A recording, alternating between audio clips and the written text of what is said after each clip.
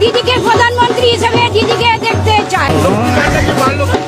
কি বলবো, ভালো দিদি আমাদের ঘরের লোক, দিদি আমাদের ঘরের লোক।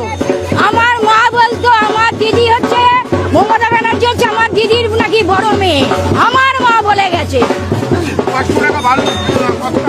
খুবই খুশি, আমাদের স্বামীদের কাছে হাত পাততে হচ্ছে না, আরো হবে না, এই জন্য আরো মানে এই যে মহিলারা আর এই যে দিদা, বলছি মানে এদেরকে দেখে মনে হয় কোনো ভদ্র বা সভ্য ঘরের মহিলা এরা।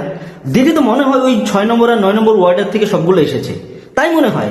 না হলে তো এই ধরনের কথা, মানে 500 টাকা যে কুকুরের সামনে যখন ওই মাংসের হাড্ডি ফেলা হয় না, তখন কুকুর দেখবেন আপনার পা একদম সেইভাবে কিছু 500 টাকার মতো ওই যে কুকুরের হাড্ডি ফেলেছে, আর এরা তাতে ঘেউ ঘেউ এত পা চাটাচাটি চাটছে, মানে মনে হচ্ছে যে পায়ের একদম ময়লা জলা জুতো শুদ্ধ খেয়ে ফেলবে। তো পশ্চিমবঙ্গের বর্তমানের যে এই অবস্থা, আর এইসব মহিলাদের বর্তমানে শুধু এরকম একটা ভিডিও নয়, এরকম হাজারো মহিলা আছে যারা সামনে এসে এই ধরনের বক্তব্য দিচ্ছে যে দিদি নাকি তাদের একদম ঘরের লোক, দিদি তাদেরকে একদম মানে ভরে ভরে দিচ্ছে, আর তোমরা ভরে ভরে নাও।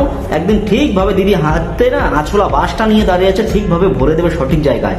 আর আপনাদের তখন পেছন মারিয়ে পয়সা কামানোর দরকার হবে না, তখন একদম সবকিছু মানুষ এমনি টাকা দিয়ে যাবে এসে। সালা ভিখারির দল, পশ্চিমবঙ্গটাকে এই সব মহিলাদের জন্য পশ্চিমবঙ্গটা আরো শেষ হয়ে গেল। নিজেদের ছেলে মেয়েদের কথা কোনো চিন্তা নেই, নিজেদের মানে পেছন ঘুরে গেলেই চললো, নিজেদের পেটটা ভরলেই চললো। আর এই যে মহিলারা তোদের বলছি, মানে নিজেদের ছেলে মেয়েদের কোনো চিন্তা নেই। হ্যাঁ,